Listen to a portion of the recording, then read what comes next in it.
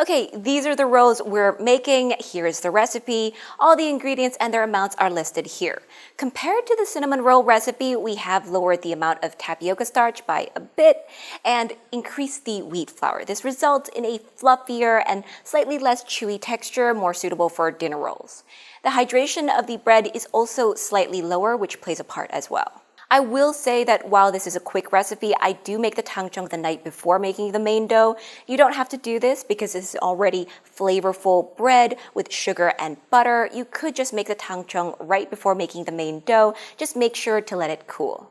Leaving the tangzhong overnight does give the best results though, so I do recommend it if you have time.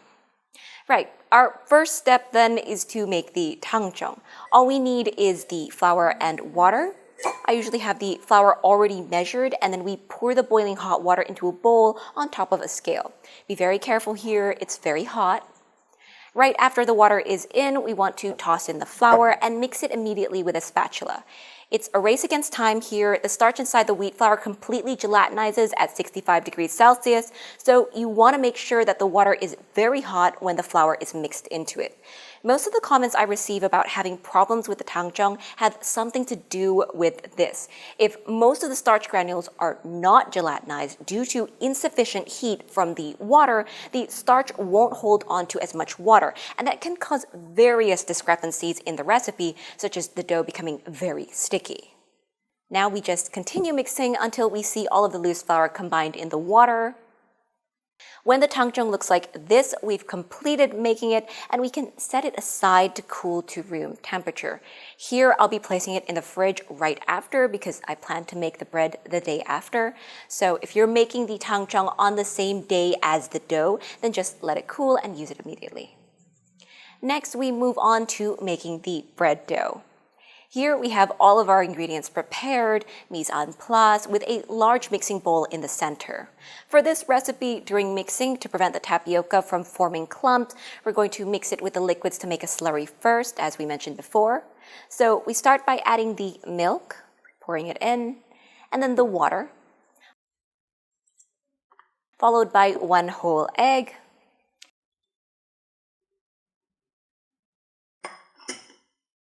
then we add the tapioca flour, and we want to mix this with the spatula to form a slurry. We just use the spatula to go around the bowl, breaking up any lumps that we see. We absolutely don't want to taste any lumps of tapioca inside our bread, even if tapioca is relatively flavorless. Lumps from the tapioca flour was actually my biggest problem during the development of this recipe. I tried multiple methods to mix in the tapioca starch without creating lumps.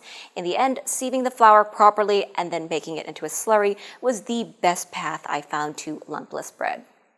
Okay, when it's a neat slurry like this, we add sugar and salt, tapping them into the bowl. We follow that with the tangzhong using the spatula. Then wheat flour, and finally yeast on top of the flour. This is to help the instant yeast survive rehydration, so make sure to follow this step if you're using instant yeast. We'll briefly combine all the ingredients using the spatula to create a shaggy mix. After that, we clean off the spatula with a scraper, getting both sides, and we want to mix the entire dough together for about 3 to 4 minutes by hand. This should get some of the gluten network forming, and more importantly, it should ensure that all the ingredients are well mixed. We can do some kneading motions super quick. Just make sure to bring everything together. When the dough is nice and even and it has a bit of strength to it, we add in the butter, and we're going to mix it in. The dough will come apart at first as the butter gets in between the gluten, but after we work at it for 2 to 3 minutes, the dough will eventually absorb the butter. Once the dough has absorbed the butter and looks very well mixed, we're done with all the mixing we need to do. Remember, we will be developing the gluten through laminations, so we'll clean off our hands, cover the bowl, and leave the dough to relax for 20 minutes. After 20 minutes, we're going to uncover the bowl, and I'm going to walk you through how to laminate your bread dough. So I have a spray bottle here, and I'm just wetting the work surface. Any way you do this is fine. You don't need a spray bottle. We also have a bowl of water on the side to dip our hands into, which we'll do before taking out the dough with our scraper. The purpose of the water is to prevent sticking. That's why you want to dip your hands into the bowl as necessary. And now we're going to stretch the dough out into a nice and wide rectangle. We are not aiming to rip the dough, so we're working really gently and stretching it out bit by bit. Then when the dough is nice and wide, we're going to fold in the sides like this, before folding in the bottom and top in this order. Finally, we use a scraper to scoop the dough up and place it back into the bowl. And we're done with our first lamination. We'll cover the bowl and let the dough rest for another 20 minutes. This will give the dough some time to relax so we can stretch it out again. When the dough has relaxed for 20 minutes, we're going to do the same steps that we did before. Uncovering the bowl, preparing the work surface by spraying a good amount of water. You want to cover it evenly, that way the dough doesn't stick anywhere. Then we get the dough out with our trusty scraper, placing it onto the work surface. We repeat what we did before, gently stretching the dough out. It's a lot more tense than just now, which is a sign that the gluten network has been well formed.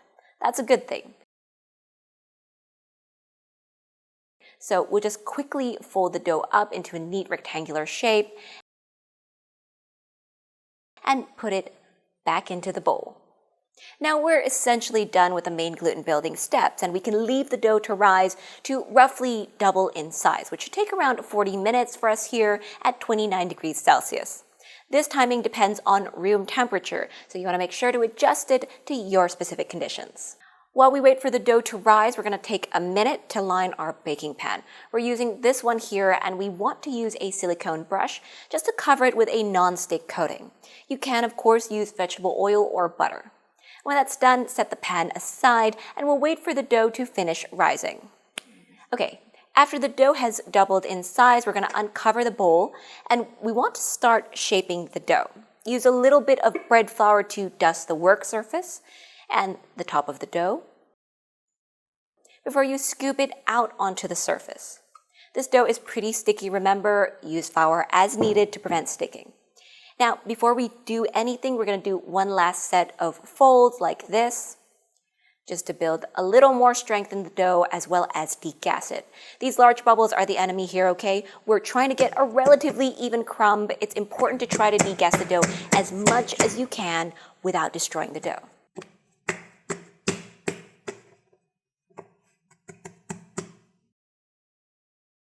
Then we're going to first weigh the entire dough before dividing it into 8 even pieces. The exact number you get here may vary a little bit depending on how you handled the dough, but each piece should weigh around 71 to 72 grams.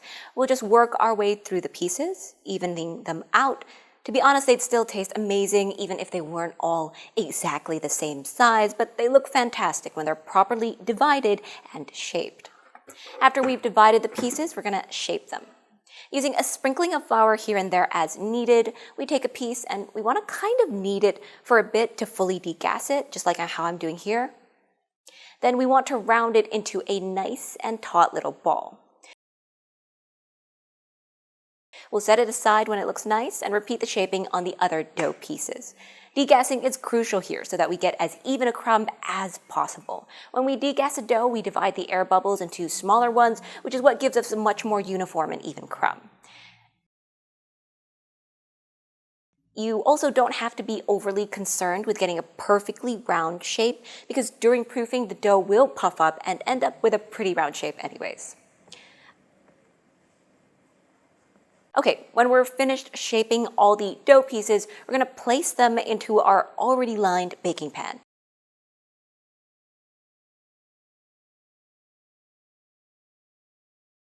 We just line them up like this, 2 rows of 4.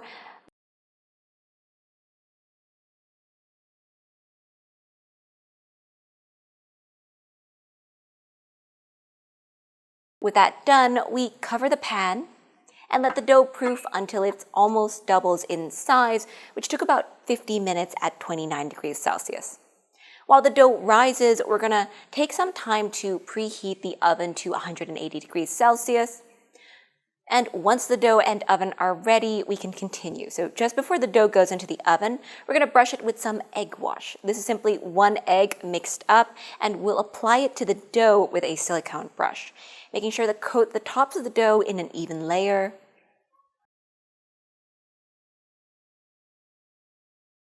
And to top the rolls off, improving their appearance and taste, we're going to stamp them with sesame seeds, going one by one. Then all that's left to do is bake the dough. We place it into the oven, and we want to bake it on the bottom rack at 180 degrees Celsius for 20 minutes on bottom heat, and then we'll switch it to top and bottom heat, baking for another 10 to 15 minutes or until the rolls turn golden brown all over. Every oven is different, so make sure to adjust these settings to your oven. Then we are done. The dinner rolls are fresh out of the oven. We'll brush them with butter, making them a little shinier and also adding a bit of flavor. Who doesn't love some butter? The dinner rolls are super soft and so good. The mild chewy texture makes them ridiculously enjoyable to bite into, and the egg wash makes the top flavorful and flaky. And that's it for this video. Thanks for watching, and bye!